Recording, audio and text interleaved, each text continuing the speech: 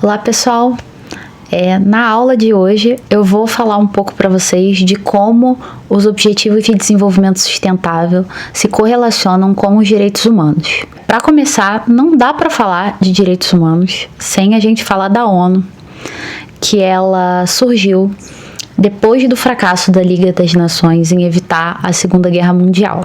O que isso nos diz a princípio?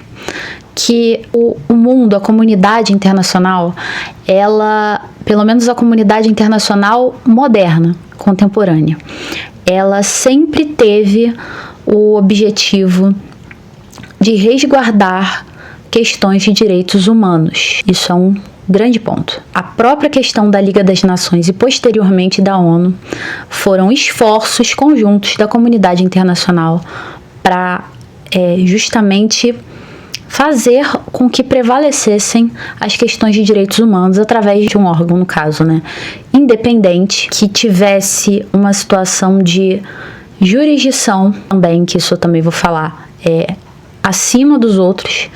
E também existia a preocupação de colocar as questões de direitos humanos como questões legais e, como eu falei, que pairassem em relação a qualquer outro tipo de direito, visando sempre a proteção do indivíduo. Então, falando da ONU, ela surgiu depois do fim da Segunda Guerra Mundial, foi assinada por países como a Carta das Nações Unidas, por países como a China, a União Soviética na época, a França, Reino Unido, e ele vem com o objetivo de unir os países para que as questões, principalmente de genocídio e violações graves de direitos humanos, como havia acontecido na Segunda Guerra Mundial com relação ao Holocausto, para que esse tipo de crimes contra a humanidade não acontecessem mais. A ONU, ela é um organismo muito completo e ela tem, por exemplo,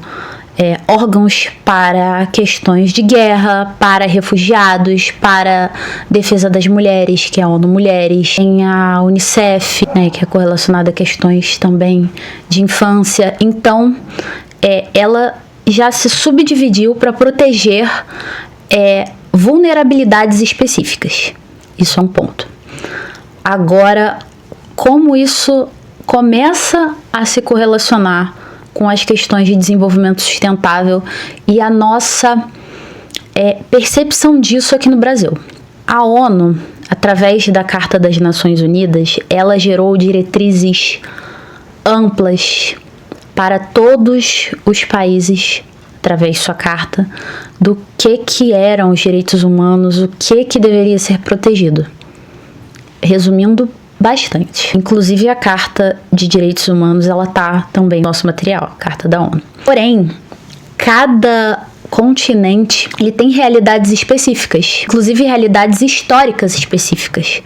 Por exemplo, a história europeia, que é uma história de colonizador, não pode ser comparada com a história da América, principalmente a América do Sul, que é uma história de colonizados. Então, visando adequar as questões de direitos humanos a especificidade de cada continente, surgem as cartas específicas de direitos humanos para cada país, os pactos de direitos humanos.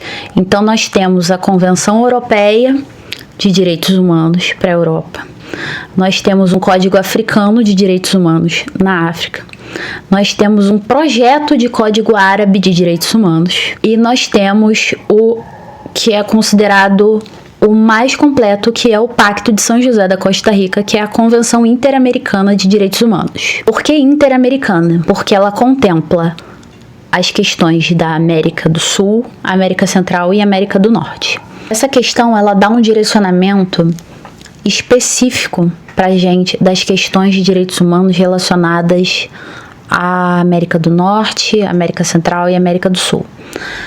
E como isso se correlaciona mais especificamente ainda com a realidade brasileira. O Pacto de São José da Costa Rica, ele é composto de direitos considerados direitos fundamentais, onde você vai ver esses direitos fundamentais também sendo propostos na Constituição Federal.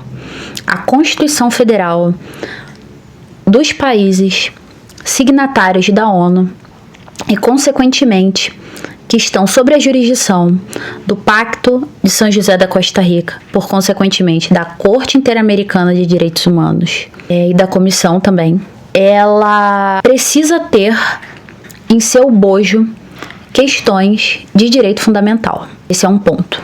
Essas diretrizes da ONU, que são os Objetivos de Desenvolvimento Sustentável, eles estão objetivamente aplicados na Constituição Federal.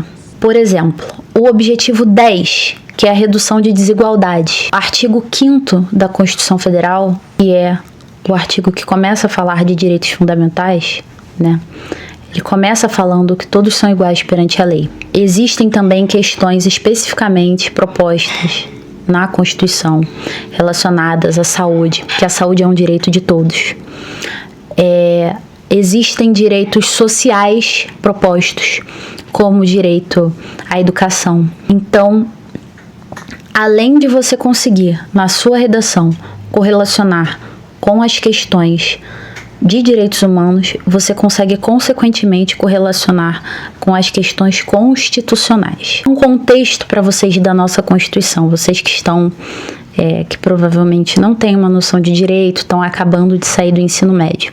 A nossa Constituição, ela é de 1988, pós um período de ditadura, e ela é considerada uma das constituições mais completas do mundo, e ela é considerada, existe nessa nomenclatura de Constituição Cidadã. A sua criação foram ouvidas os mais diversos representantes da sociedade. Então ela conseguiu ser uma Constituição muito completa. E isso também ajudou com que ela seguisse de forma muito eficaz os Objetivos de Desenvolvimento Sustentável. Como o professor João Renato havia falado também na aula anterior, isso por consequência aplica-se nas decisões do STF. O STF é o nosso tribunal guardião da Constituição. Então ele, através das suas decisões, né, nos temas repetitivos e nas questões de repercussão geral, visa guardar a Constituição, que por consequência obedece a Objetivos de Desenvolvimento Sustentável, que estão diretamente correlacionados a questões de direitos humanos no patamar internacional. É isso que nós vamos ver mais especificamente aplicado às provas do Enem nas próximas aulas. Eu espero vocês lá.